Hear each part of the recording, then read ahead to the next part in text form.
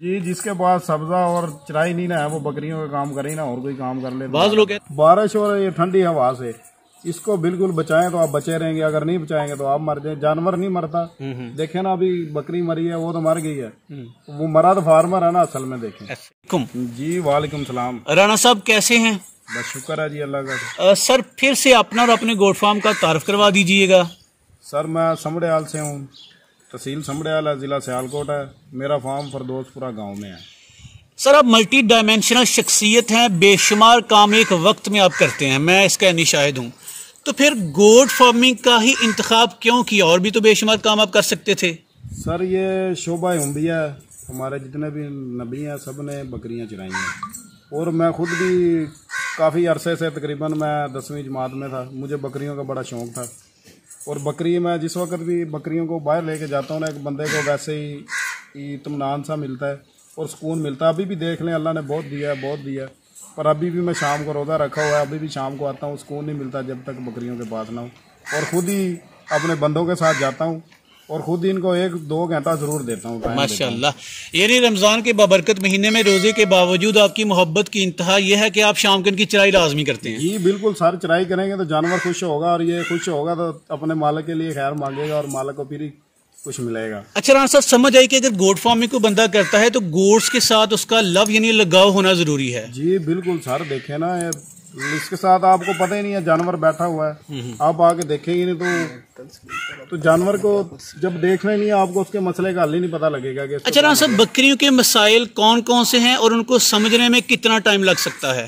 Sir मसाइल तो इसके देखे ना, अगर बंदा ना समझ हो तो पूरी उम्र भी लगा रहे तो समझ नहीं आते। मसाइल इसके कुछ भी नहीं है, तो बिल्कुल थोड़े थोड़े मसाइल हैं। इनको चलाना चाहिए बंदे को और तकरीबन हफ्ते में एक बार इनको गुड़, अजवाइन और सौंफ ये जरूर देनी चाहिए। अच्छा, गुड़, अजवाइन और सौंफ किस मिकदार में देनी चाहिए? इसका फायदा क्या होगा? सर तकरीबन ये 25-25 ये सौंफ और अजवाइन इसके अंदर डाल लें। तकरीबन अभी आपके पास जिस तरह हमारे पास ये 50 हैं, हम 2 किलो ले आते हैं गुड़ और तकरीबन 200 ग्राम इसमें डालते हैं सौंफ और 100 ग्राम अजवाइन डालते हैं। वो सबको दे देते हैं तकरीबन 25-25, 30-30 ग्राम। कितने दिन देते हैं? ये हफ्ते में 1 दिन देते हैं सर हम, जब मौसम थोड़ा सा ठंडा हो ना फिर इसको देते हैं। तो इसके फवायद क्या क्या होंगे इनको? ये सर एक सबसे बड़ा फायदा है कि बंदा डॉक्टर को भूल जाता है। अच्छा देता है ना, क्यों आप किसी भी डॉक्टर को बताएंगे ना कि चीज़ दे रहा हूँ तो वो परेशान होगा, क्यों डॉक्टरों की रोसी पे जो है ना लात लग जाती है। अच्छा राणा साहब, आपने कहा कि इनकी वैक्सीनेशन ज्यादा महंगी नहीं, लेकिन हमारे सादा फार्मर हजरात वैक्सीनेशन करवाते नहीं या उनके इल्म में नहीं होती। आप पढ़े लिखे फार्मर हैं, तो इनकी वैक्सीनेशन फ्री करवाने का तरीकेकार क्या होगा? हमारे लोग किस तरह अप्रोच करें लाइफ स्टॉक के डिपार्टमेंट से या किस सर देखें ना, आप किसी भी जगह पे है, जो गांव में है उनके लिए तो बहुत अच्छा है। हर गांव में देखें लाइफ स्टॉक के हॉस्पिटल हैं, जानवर के अस्पताल हैं, आप उधर जाएं, उधर बिल्कुल फ्री है। कौन डॉक्टर नहीं करता? देखें आप, अगर नहीं करता तो आप उनकी हेल्पलाइन पे कॉल करें, हर हॉस्पिटल में उन्होंने दी हुई है। डॉक्टर खुद करते हैं आगे, डॉक्टर खुद इधर आगे चेक करके जाते हैं, हिफाजती टीके भी इनको लगाते हैं और वैक्सीन भी करते हैं।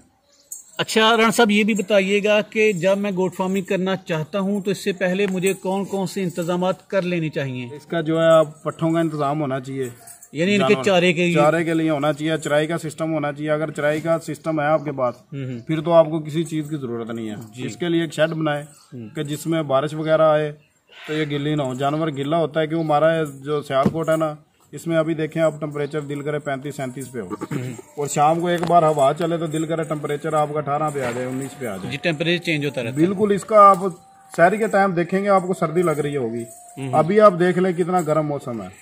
इस चीज को आपको लेके चलना चाहिए कि यार कि शायद इस टाइप हो आपका। अच्छा राणा साहब, ये जो गीला होने की बात की, एक हमारे फार्मर ने बड़ा ही मकूला कौल बोला था। उन्होंने कहा कि बकरी का खुर भी गीला नहीं होना चाहिए, बकरी जितनी पानी से बचेगी उतनी बीमारी से सेव रहेगी। बिल्कुल सर, पानी अगर पानी में रहेगी तो इसके खुर ही खराब हो जाएंगे, चलेगी नहीं, चल नहीं सकेगी ये। तो इसको बारिश और ये ठंडी हवा से इसको बिल्कुल बचाएं तो आप बचे रहेंगे, अगर नहीं बचाएंगे तो आप मर जाए। जानवर नहीं मरता, देखे ना अभी बकरी मरी है वो तो मर गई है, वो मरा तो फार्मर है ना असल में। सही है। रास्ता सब्ज चारा की बात की, सब्ज चारे में अल्फा की हे भी लोग सेव करने की बात करें, लूसन की बात करते हैं, ग्रीन बेशुमार फूडर हैं, बरसीम की बात करते हैं, स्टाले की बात करते हैं, जिसे हम चारा और वो जो लूसन है उसकी बात करते हैं। आपके ख्याल में इनके लिए कौन सा सब्ज चारा अरेंज करना चाहिए? इसके लिए लूसन बहुत ही अच्छी बेस्ट है। उसमें बहुत अच्छे प्रोटीन होते हैं, वो जानवर के लिए बेस्ट है। आपको पूरा साल चलता रहता है। अभी तो एक नया लूसन आ गया, वो बिल्कुल सदाबहार। सदाबहार और बहुत वीआईपी चीज़ें इनको डालने खुश होकर खाती है। मेन चीज़ ये है कि खुश होकर खाती है। अच्छा ना साहब, बकरियों के लिए चारा कितना अरेंज करना चाहिए? फर्ज करें 10 बकरियां हूँ या 100 बकरियां हूँ, तो चारे की कितनी ज़मीन मुझे अरेंज करनी चाहिए? सर अभी पता नहीं है आपके पास बकरियां कौन सी हैं। देखें अभी एक वो बकरी है कि जिसके नीचे बच्चे हों। एक आप 6 माह की बात कर रहे हैं, वेरी गुड। तो आपके पास होनी, देखें वो बंदे को जिसके पास है उसको हिसाब लगाना चाहिए कि मेरे पास बड़ी बकरियां हैं, छोटी बकरियां, उस हिसाब से अपनी जगह को अरेंज कर ले। यानी दोनों की फिजिबिलिटी अलग से बनेगी? बिल्कुल अलग। एक देखें बड़ी है वो ज्यादा खाती है, एक छोटी है वो कम खाती है। एवरेज एक बकरी के लिए शेड की कितनी जगह अरेंज करनी पड़ेगी और शेड से बाहर कितनी जगह अरेंज, जिसे हम ओपन जोन कहते हैं, फ्री जोन कहते हैं, वो कितनी अरेंज करना पड़ेगी? सर शेड इनके लिए अगर आपके पास 10 बकरियां ना, आप 10 बाई 12 का बेहतरीन इनके लिए शेड है। हवादार होना चाहिए, आप उसमें बढ़ा भी सकते हैं। तो बाहर तो फिर ये बकरी है जी, आप इस 10 बकरियों को पूरे किले में छोड़ देंगे तो उसका भी उजाड़ा कर देगी। शेड का डिजाइन किस तरह का होना चाहिए?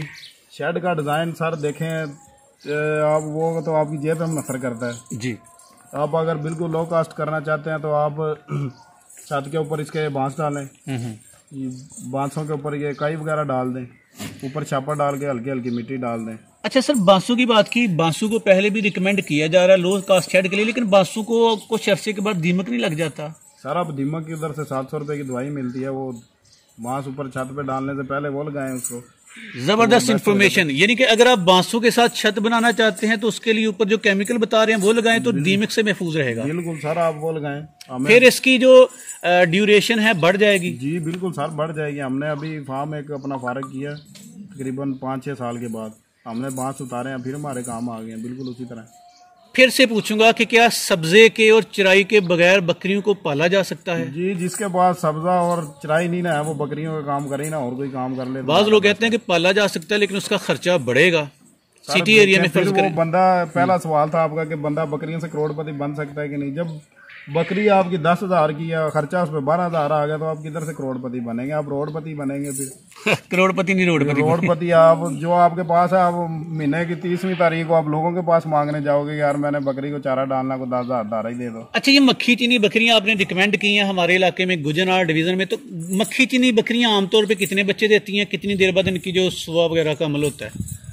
सर ये तकरीबन ज़्यादा तो 2 ही बच्चे देती हैं। 7 माह के बाद ये है ना, सुबह इसका 6 माह के बाद, 7 माह के बाद, 5 महीने। ठीक है, तो ये 5-6-7 मंथ के बाद बच्चे देगी, तो इनका वक्फा हर साल इनसे बच्चा लेना चाहिए या साल में 2 मरतबा लेना चाहिए? साल में एक ही बच्चा लेना चाहिए, ज़्यादा बेस्ट होता है सर, ताकि इनकी सेहत बच्चा आपका बड़ा होगा तो जाहिर सी बात है उसकी कीमत भी ज़्यादा लगेगी ईद पे। इनके रेट्स क्या चलते हैं सब? अगर एक ब्रीडर हो या बकरा जो हम सेल करना चाहेंगे मक्खी चीनी का 1 साल के बाद, या बकरी 1 साल की, इनके रेट्स इलाके में क्या चल रहे हैं? सर हमारे इलाके में जो जानवर होगा ना, देखें अगर शुमाली पंजाब में चले जाएंगे उधर तो आपको क्यों, उन्होंने कोई खर्चा नहीं है, उन्होंने जानवर रखे हुआ ना, वैक्सीन का पता है, किसी चीज़ का नहीं पता, उन्होंने तो अपने हिसाब से ऊपर नीचे करके दे देना।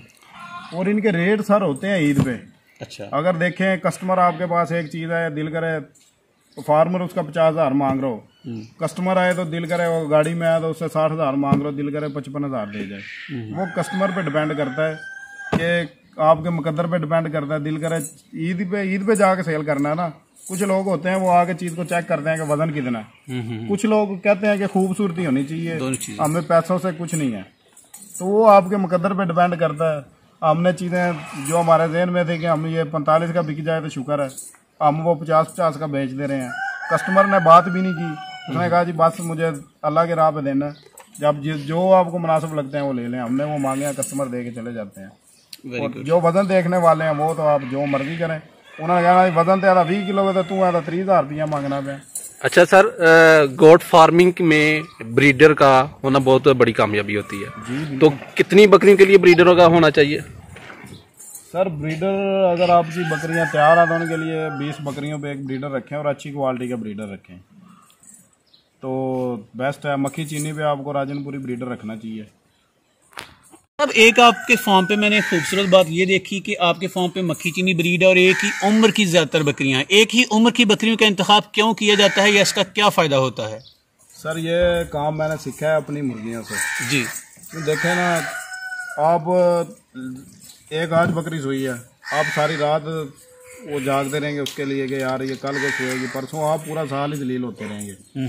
एक उम्र की बकरी होगी, एक आप उसमें ब्रीडर छोड़ेंगे, आपको पता होगा सबकी एक ही उम्र है, बकरियों के लिए मुश्किल नहीं होगी। Very good. और फिर बच्चों की जो आप ब्रूडिंग करते हैं ना, कि बच्चों को रखते हैं, अभी सर्दियाँ हो जाएंगी, बच्चे बहुत ज़्यादा मरते हैं बकरियों के, इसीलिए आप गर्मियों में इनका जो है एक वो ले लें अपना फ्लाक बच्चों का, आगे सर्दियों में वो बड़ा हो जाता है, आपकी मुश्किल कम हो जाती है। जो एक साइज़ की बकरी होगी, आपको पता होगा एक साइज़ की है, एक उम्र की है, सब एक तरतीब से सुबह दे रही हैं। राणा साहब इंतहाई खूबसूरत नशिस्त रही दूसरी भी, इसके बाद मजीद नशिस्तें आपके साथ करेंगे गोट फार्मिंग के हवाले से। एंड पे जो लोग आपकी बातें सुन के आपसे रब्ता करना चाहें, बकरियां खरीदना चाहें या आपसे कोई रहनुमाई चाहें, तो आप उनके साथ अपना नंबर शेयर करना पसंद करेंगे? जी इंशाल्लाह सर दे देते हैं, पर यह है कि यार थोड़ा हौसले के साथ तंग ना हो जाया करें, बंदा हूँ मैं, अभी कोई जिन तो है नहीं, तो मेहरबानी किया करें, थोड़ा हौसले के साथ काम लिया करें।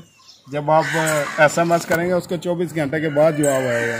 चले राणा साहब, इंतहाई खूबसूरत बातें कही आपने, जज़ाकुमुल्लाह खैरा, आपका बहुत बहुत शुक्रिया।